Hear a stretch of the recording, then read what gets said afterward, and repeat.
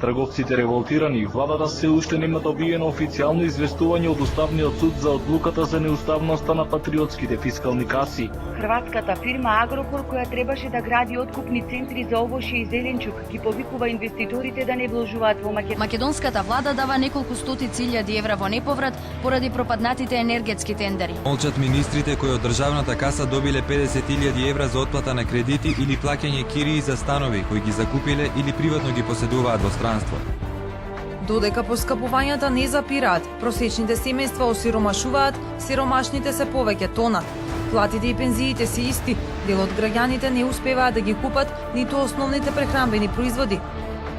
Инфлацијата се продлабочува. Во април трошоците за живот се зголемиле за 4,8% споредено со истиот месец лани.